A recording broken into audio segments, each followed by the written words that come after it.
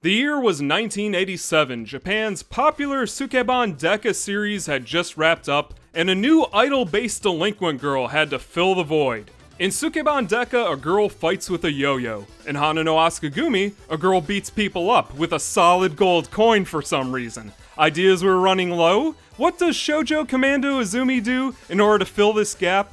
Well, she's just a girl with a rocket launcher.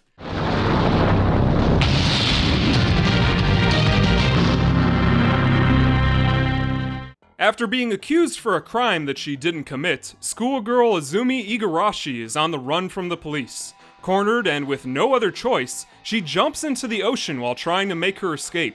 Everyone takes her for dead, but something much worse happens to her instead. A mysterious organization has captured Izumi, brainwashed her into unlocking the full potential of the human body, and turned her into the perfect weapon through a combination of hypnosis and exploding obstacle courses. And thus, Shoujo Commando Izumi is born, the strongest Sukeban character there has ever been, the perfect biofeedback warrior. A few years later, she escapes, and that is where the story for Shoujo Commando Izumi begins. So how does Izumi fight, you may ask? Did they give her a yo-yo? Nope. Did they give her a gold coin that she can throw at people? Not even close. Izumi's list of superpowers and tools is only limited by the show's budget, and it is so large that it puts all other delinquent girls to shame. Handcuff-style combat wire, slingshot, grappling hook, tripwires that cause explosions if you set them off, landmines like real landmines, military-style combat skills, and explosions. Lots and lots of 1980s live-action pyrotechnic explosions. Oh, but that's just the normal stuff though. When she focuses hard enough, time slows down, and she goes full Captain America, gaining super strength and heightened reflexes. They even give her a transformation sequence straight out of a magical girl show, but instead of changing costumes, they just take a blow dryer to her hair and they film it in slow motion, because why wouldn't they? It was the 1980s. The second she enters biofeedback warrior mode, everything slows down, and she is able to react to attacks like it's nothing. In episode 2, she's being hunted down by a guy with a tranquilizer, and when she's confronted point blank, she rips a door off its hinges, punches the guy straight through the door that she just ripped off the wall, and then straight out another window. That's how powerful Shoujo Commando Izumi is. So what actually happens in this show? What is the story for Shoujo Commando Izumi? Well, mostly Izumi just kind of wants to be left alone. She's like this stoic Terminator that doesn't want any trouble, but each episode trouble comes her way, and it mostly centers around her and her friends, really just trying to avoid getting killed most of the time. The main set piece is usually the local bar, but Izumi is almost never there because that's always the very first place that they come looking when they're trying to capture her. So what about the other actors? There's like a cop character that's trying to track Izumi down since she's supposed to be, dead. And none of the other people, I don't want to say that they're bad actors, but they really don't matter. Really, the main draw of the show is Izumi and her fight scenes, and that's what you watch it for, but that's also the biggest problem of this TV show. The main issue with Shoujo Commando Izumi is there's just nobody for her to fight.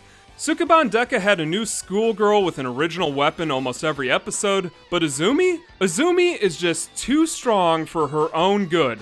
The show almost goes out of its way just to make her fight as little as possible, and you can tell that they set the bar so high with the first couple of episodes that they just couldn't figure out what they would do with her. Hand-to-hand combat skills, expert use with combat knives. She's basically a one-woman army, and if you put her up against anyone, any other character from anyone in this genre, she would beat them, no problem, no contest. Izumi would always win every single time.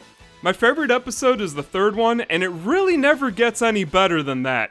So Izumi is just basically minding her own business, and the shadow organization that brainwashed her and turned her into a human Terminator kidnaps her friends at their school, and the entire episode is nothing but Izumi taking these guys wearing gas masks down one by one, and the amount of pyrotechnics in it must have used up 80% of the show's budget in this one episode alone. If the entire show was like episode 3, I would have immediately given it a 10 out of 10. It is so good, you have to see it.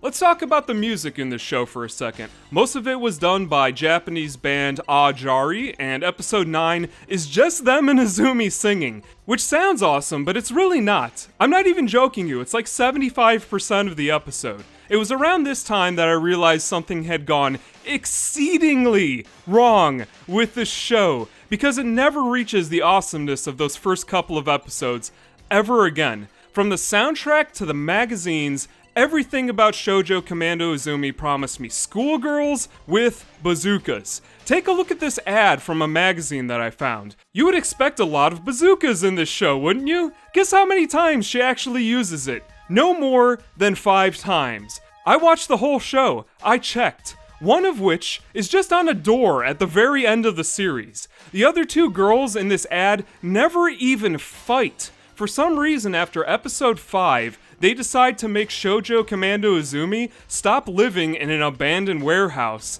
and they just make her go to school instead. Why? Why would you do that? Why would anyone say to themselves, you know what this show about a Japanese bazooka girl needs?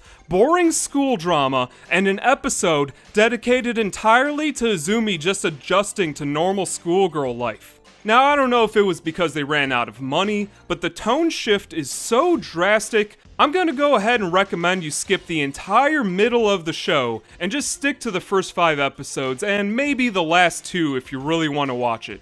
Let me just make this clear though, I'm not saying that Shoujo Commando Izumi is bad. I love those first couple of episodes, but they took the one unique thing about the show and they just threw it straight out of a window halfway through. What actually happened between Sukeban Deka Season 3 and Shoujo Commando Izumi is unknown, but I have some pretty good guesses what actually happened to this show. Shoujo Commando Izumi only lasted 15 episodes, while Sukeban Deka Season 3 that came out a year before it lasted 42 episodes instead. Even Asuka got 23 episodes. That means it only aired for 4 months, from the end of 1987 to 1988, before it got pulled off of Japanese TV.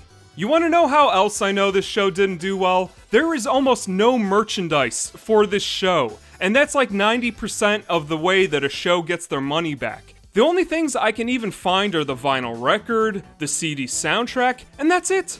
There's no game, there's no laserdisc, there's no VHS tapes for this show, and it never even got a movie like Asuka did. It was basically lost media up until it got a DVD release in 2007. It's almost like they spent all their money on explosions and slow motion fight scenes in the first few episodes, and then completely neglected every other aspect of the show.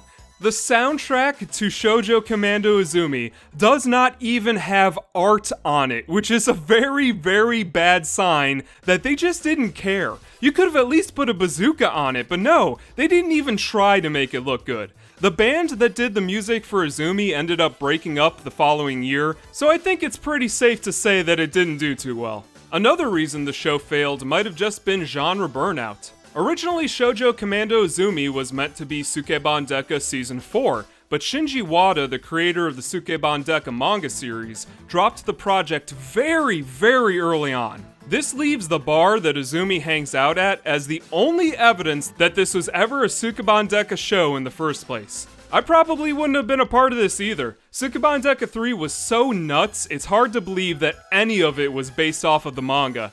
It kind of has zombies in it, and ninjas, and magic. And I don't want to oversell it, but Izumi seems well-grounded in comparison to a lot of Sukeban Deka Season 3. Moving on to Izumi herself, Japanese actress Ihara Igarashi made her debut in the live-action movie Bebop High School, and just like Asuka, she had some success showing off her singing voice, but unlike Megumi Odaka, who went on to star in movies like the Godzilla films, she just never really reached the same levels of success. It's probably not her fault though, the show just did really, really poorly. One thing I will give her is her stunt work. She did almost all of her own stunts in this show, and while not all of them were crazy Jackie Chan levels of insanity, it's impressive how much she actually did without a stunt double. Look at some of these early episodes. They have so many explosions going on, it's impressive she didn't get hurt running away from it all. As of this video, Shoujo Commando Izumi has no IMDb page, it doesn't have a Wikipedia page in English, and even among Sukeban fans, Izumi is an obscure series that doesn't get much love these days. It's a real shame because Izumi is easily my favorite delinquent girl. Obviously not all of that is unwarranted since the series loses so much focus, but it's got some of the best opening episodes I have ever seen in the genre, a great soundtrack, and a pretty good ending too. It's unfortunate her show had so much wasted potential, and I really did just want to see a schoolgirl wrecking things with a bazooka for 15 episodes. These days, Izumi is mostly remembered for being the end of the 1980s idol boom, and her iconic bazooka is never gonna leave the public consciousness. In a way, the genre got cemented with Sailor Suit and Machine Gun, and it ended on a girl with a bazooka. So in a way, the genre kind of came full circle. Her iconic bazooka is so memorable that there was a rumor being spread on Twitter that this picture of her right here in black and white was actually a real-life photo of a Viet Cong insurgent. And that is just the best thing that the internet thought that this was real. So let me set the record straight, let me clear that up for you. Not a chance. Not this time. It never happened. It's an urban legend that never happened. No way. We got you. Not this time. Wrong. Not this time. の提供でお送りしました。あなたがターゲット。バーン